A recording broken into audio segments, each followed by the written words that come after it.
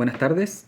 En este video hablaré sobre la teoría crítica, escrito por José María Enguita y teniendo por título De la filosofía social a la interpretación genealógica de la modernidad. Antes de comenzar con el video es necesario hablar sobre de qué se trata el texto a grandes rasgos, que vendría siendo sobre una serie de cambios, modificaciones y evolución que tuvo la teoría crítica durante los años 1930 a 1950, durante este periodo de tiempo. El texto comienza hablándonos sobre cómo Horkheimer, que es uno de los grandes autores que aparecen a lo largo del texto, junto con Adorno y Marcuse, dentro de muchos otros, asume la dirección del Instituto de Investigación Social en 1930. En ese momento la teoría crítica era entendida como, primero, que teniendo sus bases desde el marxismo y que tenía por objeto de estudio la sociedad como tal y las diferentes formas de abordar este objeto de estudio que existían, no dejando de lado la existencia ni el reconocimiento de ninguna teoría existente y existiendo un nexo grande entre la praxis y la teoría. Y a la vez, como tenía sus raíces en el marxismo, era una crítica hacia la política y hacia la economía. En este sentido y en este periodo de tiempo también se establecen diferencias con otro tipo de teorías existentes, como lo serían la teoría tradicional, que tenía sus raíces desde el cartesianismo y buscaba entender a la sociedad como una serie de esferas que trabajaban de manera conectada, y que buscaban entender a la sociedad también como desde una serie de pilares que no eran tan extensos en la humanidad. Y que estas esferas que había mencionado trabajaban de manera autónoma. De igual forma existía la llamada bestia negra de las teorías, que vendría siendo la teoría social, la cual entiende a la sociedad como algo que siempre ha estado ahí y que por ende se puede estudiar y analizar, pero sin indagar tanto en aquellos aspectos minuciosos que hay dentro de la sociedad, sin adentrarse tanto en ellos. Esta teoría social también es entendida como el positivismo, y por eso se entiende que la teoría crítica y el positivismo no se llevan muy bien. Ahora bien, durante los años 40, Horkheimer y Adorno se encuentran realizando un tránsito desde Nueva York a California, y esto es producto de los constantes enfrentamientos que están teniendo lugar en Occidente y en Europa, eh, dada el conflicto que no es mencionado como tal, pero es el enfrentamiento de la Segunda Guerra Mundial, dado que ellos residían en Alemania. A lo largo de este periodo de tiempo se comienzan a publicar una serie de artículos que comienzan a tener un giro en esta perspectiva y esta forma de ver la teoría crítica, que ahí es donde comienza la evolución. Aquí se comienzan a establecer bases y se comienzan a integrar nuevos aspectos. Ahora se comienza a hablar sobre una genealogía de la modernidad. En este sentido, hablando sobre la forma en que creamos el conocimiento y cómo llegamos a él y de cómo entendemos a la sociedad misma, agregando nuevas formas, nuevos aspectos como lo vendrían siendo la ilustración y la ilustración y la mitología. Ahora vamos a entender un poquito más de qué se tratan estas dos características.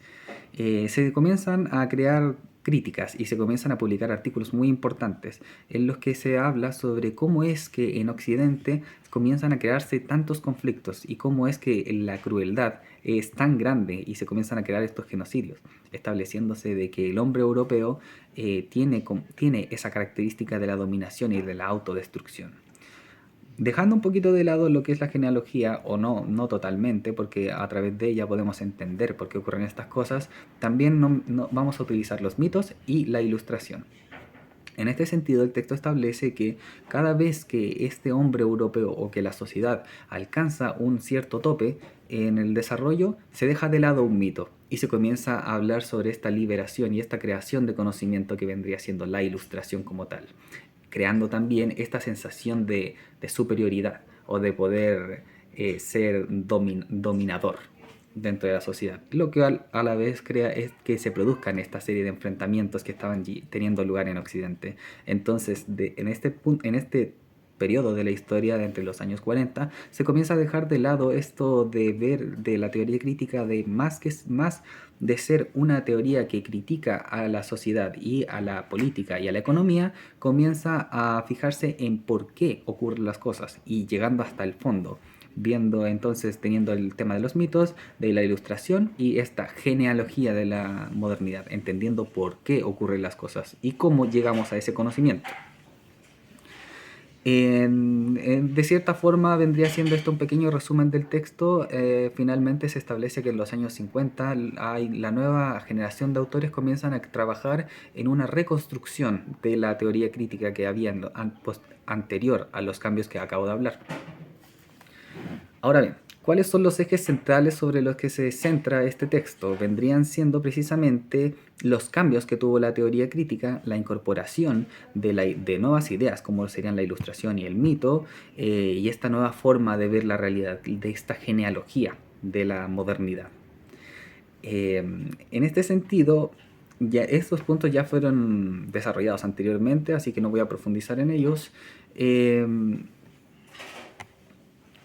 Pero sí voy a hablar sobre cuál es la dimensión epistemológica sobre la que se basa este texto, que vendría siendo, desde la teoría crítica, en cómo llegamos al conocimiento, cómo entendemos aquello que nosotros conocemos como real o cierto, cuáles son los procesos por los que hay que atravesar para llegar a ellos, toda la historia que hay para atrás. No hay que, el texto básicamente se basa en eso, cómo dejamos de lado una forma de ver las cosas para incorporarnos a otra forma de ver las cosas, añadiendo nuevos elementos y ahora sí llegando más a profundidad, sin necesariamente fijarnos en el positivismo, que el positivismo solamente ve las cosas más desde afuera o algo como más básico, se podría decir.